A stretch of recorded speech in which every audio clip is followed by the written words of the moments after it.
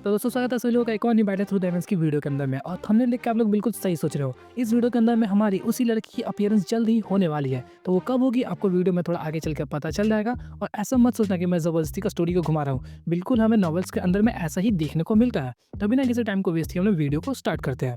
तो जैसे कि हमने अपने लास्ट एपिसोड में देखा कि श्वेन दोजुन बनने के राह पर कितने ज़्यादा प्रॉब्लम्स को फेस करता है और तकरीबन वो 1 सालों तक वो स्टोन टैबलेट के ऊपर में पड़ा हुआ था। तो बेसिकली इस वीडियो के अंदर में उस 1 सालों के अंदर कौन कौन सी चीजें हुई उसी चीजों को हम लोग बताने वाले हैं। तो इस वीडियो की शुरुआत करेंगे हम लोग उस मोमेंट से जब फन जूनजी और मास्टर यालाओ ये सभी लोगों को लेकर फॉलिंग स्टार पवेलियन में पहुंच जाते हैं। तो फॉलिंग स्टार पवेलियन में पहुंचने के बाद ही फॉलिंग स्टार पवेलियन को एक ऐसे रिम के अंदर में सिक्योर करके रखा गया था जहां पर कोई भी एलिट दोजुन काफी आसानी से एंटर तो नहीं कर सकता। उसके अंदर में एंटर करने के लिए एक स्पेशल जेट की जरूरत पड़ती है और उस जेट के अंदर में जैसे उसको टच करता है फन जूनजी तो वहाँ पर एक स्पेशल क्रैक होता है और बड़ा सा डोर ओपन हो जाता है। उस डोर के अंदर से सभी लोग एंटर करते हैं। तो वहाँ पर था हम लोगों का फॉलिंग स्टार पवेलियन जो कि एक मेटेरॉइड के ऊपर में बनाया गया था और काफ़ी आलीशान भी हमें देखने को मिल रहा था। इसके अंदर के जितने भी डिसाइपल्स थे वो नॉर्मल नहीं थे, क्योंकि आप लोगों को याद होगा कि वहाँ पे टोटल 4 पवेलियंस थे, जिनमें से एक हम लोगों का फॉलिंग स्टार पवेलियन था और दूसरे हमारे फन किंगर वगैरह वाले पवेलियंस थी।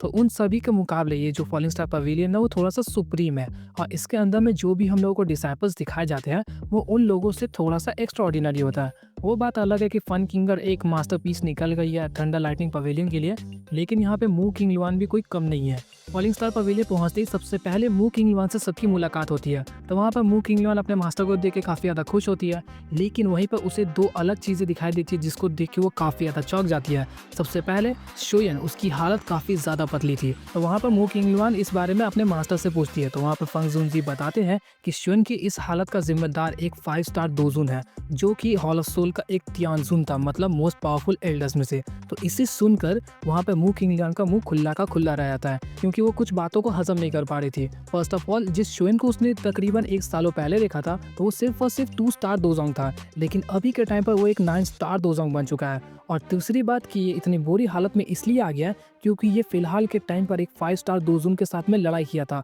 और इसके अलावा वो सिर्फ लड़ा नहीं था, बल्कि उस 5 स्टार दोजुन को लगभग मरने की हालत में छोड़ कर आया है। उसके साथ साथ उसका एक हाथ को भी उसने काट दिया है। और इतनी सारी बातों को जानकर मू किंग लुआन इतनी ज़्यादा शॉक में चली गई थी और उसके मन में सिर्फ एक ही बात चलता है कि शोयन सीनियर कुछ ही दिनों में इतने ज़्यादा प्रोग्रेस कर लिए कि उनको सरपास कर पाना अब हमारे लिए लगभग इम्पॉसिबल बन चुका है। और उसके मन में बस एक ही ख्याल आ रहा था कि जब फन किंगर शोयन से मिलेगी तो उसका क्या रिएक्शन होने वाला है। तभी उसकी नज़र दूसरी तरफ में पड़ती है जहाँ पर एक बूढ़ा सोल था और उसे देखकर वो वहाँ पे सोच में पड़ जाती है कि आखिर ये कौन है। लेकिन मू किंग लुआन ने फॉलिंग स्टार पवेलियन में मास्टर यालाओ की कई सारी पोर्ट्रेट्स को देखा था, जिस वजह से वो एक टाइम के लिए इसे पहचान लेती है। और पहचानने के बाद उसके तो होश का कोई ठिकाना नहीं था, वो वहाँ पे बिल्कुल बेहोशी की हालत में आ गई, क्योंकि वही वो मास्टर याला थे जिनके बारे में मू किंग लुआन ने सिर्फ और सिर्फ स्टोरीज में सुना था। वो एक लौता ऐसा कॉम्पिटिटर था अपने टाइम पर कि पूरे 2 की कॉन्टिनेंट को अकेला हिला के रखता था। उनके कई सारे दोस्त भी थे और कई सारे दुश्मन भी।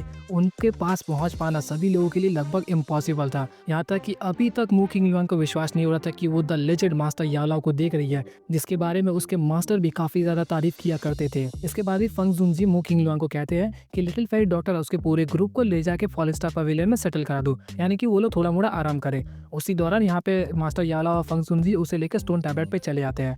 तो जब वो लोग स्टोन टैबलेट पे रख के वापस आते हैं तो उन लोगों के मन में सिर्फ एक ही डर था कि हॉल ऑफ सोल का एक काफी बड़ा ब्रांच को हम लोगों ने डिस्ट्रॉय कर दिया और हॉल ऑफ सोल्स वाले इतने भारी नुकसान को इतनी आसानी से जाने तो नहीं देंगे और इसका बदला लेने के लिए वो जरूर कभी ना कभी हम लोगों के फॉलिंग स्टार पवेलियन पे हमला करेंगे।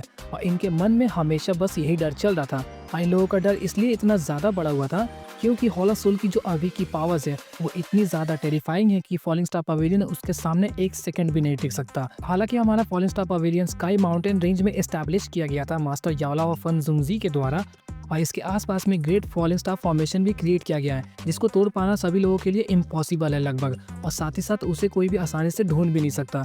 इसीलिए वो लोग थोड़े से सिक्योर थे, लेकिन मन में डर तो हमेशा भरा ही रहेगा क्योंकि हॉल ऑफ सोल की पावर्स अभी के टाइम पर सच में काफ़ी ज़्यादा टेरिबल है। और मास्टर याओलाओ और फन जूनजी की ये चिंता तकरीबन 1 महीने तक लगी रहती है। उन दोनों ने अपने कई सारी जासूसों को बाहर सेंट्रल प्लेन्स में छोड़ रखा था और कुछ हॉल ऑफ सोल के ब्रांच के आसपास में भी, लेकिन इतने बड़े ब्रांच के डिस्ट्रक्शन के बारे में पूरे सेंट्रल प्लेन्स में हॉल हॉलो सोल की इस ब्रांच के डिस्ट्रक्शन के बारे में किसी को भी पता नहीं चलता, जिसका साफ-साफ एक ही मतलब था कि हॉलो सोल्स वालों ने इस बात को दबा दिया और अगर ये बात लीक आउट होती तो ज़रूर वो बदला लेने के लिए आते। लेकिन मास्टर याला और फन जुनजी को ये बात अच्छे से पता थी कि हॉलो सोल्स वाले कभी भी शांति से नहीं बैठते। ज़रूर कोई ना कोई कारण है जिस वजह से वो लोग अभी तक हमला नहीं कर रहे हम पर। अब वो लोग इसके बाद इस बात के लिए सिक्योर हो जाते हैं कि हॉलो सोल्स के साथ में अभी करंट के टाइम पे कोई भी फाइट नहीं होने वाला। तो वो लोग फॉलिंग स्टार पवेलियन को फिलहाल के टाइम पर और भी ज्यादा पावरफुल और सिक्योर बनाने के काम में लग जाते हैं। इसी दौरान फन जुनजी मास्टर यालो को फॉलिंग स्टार पवेलियन का चीफ बनने के लिए ऑफर करते हैं और इस दौरान मास्टर यालो के पास में कोई भी बहाना नहीं था जिससे वो इस पद से भाग सके। लेकिन यहाँ पर मास्टर यालो इस चीज़ को एक्सेप्ट करते हैं क्योंकि उन्हें भी पता था कि फॉलिंग स्टार पवेलियन का अभी ग्रोथ और पावरफुल होना काफ़ी ज़्यादा इंपॉर्टेंट है, जिस वजह से वो यहाँ पे सेक्ट एल्डर बन जाते हैं। और जब मास्टर यालो की अपीयरेंस पूरे सेक्ट के अंदर में हो जाती है तो सब लोग बिल्कुल चौंके रह गए थे क्योंकि सभी लोगों ने मास्टर यालो का नाम सिर्फ कहानियों में सुना था, किसी ने भी उन्हें देखा नहीं था।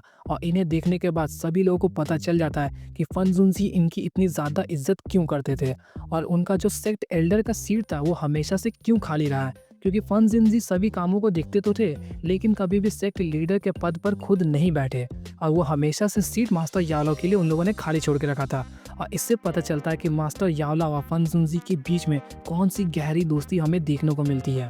इतने सारे कामों को करने के बावजूद अभी भी ऐसी कई सारी चीजें थी जिसके बारे में सुनकर आप लोग शॉक हो जाओगे।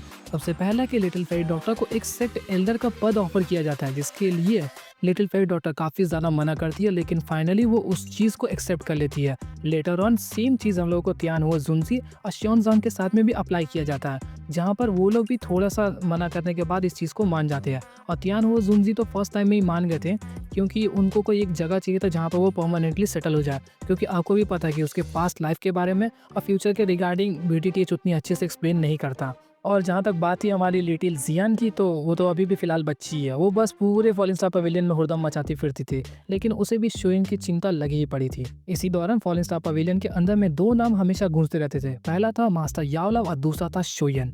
इस शोयन के बारे में भी लगभग सभी लोगों को पता चल चुका था कि जियामा एम्पायर जो कि दोकी कॉन्टिनेंट के नॉर्दर्न ईस्टर्न पार्ट में है, उसे करंट के टाइम पर यान अलायंस नाम का एक पावरफुल फैक्शन कंट्रोल करता है और उसका लीडर कोई और नहीं बल्कि शोयन था।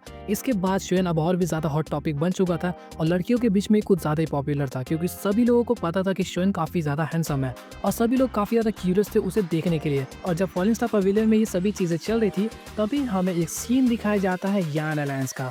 और यान अलायंस के अंदर में पहाड़ के पास में एक खूबसूरत सी औरत जिसके अंदर में बीविच्ड और थोड़ी सी डिमोनिक ऑरा फील हो रही थी उसके आसपास, साथ ही साथ इतनी कहर उसकी ब्यूटी जिसके ऊपर में कोई भी सख्त लौंडा फ्लैट हो जाए।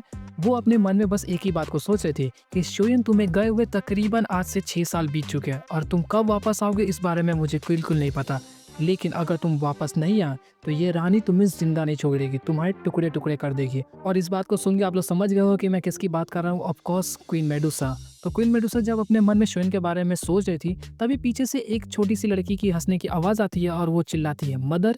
और ऑफ कोर्स वो जो लड़की थी वो काफ़ी छोटी थी और तकरीबन 2 से 3 साल की उम्र में जब कोई भी बच्चा चलने में भी काफ़ी ज़्यादा प्रॉब्लम्स को फेस करता है, ये बच्ची तकरीबन 2 फीट ऊपर थी हवा में, 2 फीट की 2 इंच मुझे याद नहीं, लेकिन हवा में लेविलेट कर रही थी। और हवा में लेविलेट करना मतलब आप लोग समझ सकते हो कि कौन सी रैंक पर है, ऑफ कोर्स दोजोंग। इसके बाद ही सीन को कट ऑफ किया जाता है और हम लोग को दिखाया जाता है लिटिल फेरी डॉक्टर को, जो कि तकरीबन 1 साल बीत चुका था, स्टोन पिलर के पास में खड़ी थी। और उसके बाद वो शोयन कैसे दोजोंग में ब्रेक थ्रू करता है आप सभी लोगों को पता होगा, और जिन लोगों को नहीं पता वो ये वाली वीडियो को चेकआउट कर ले, उनको पता चल जाएगा।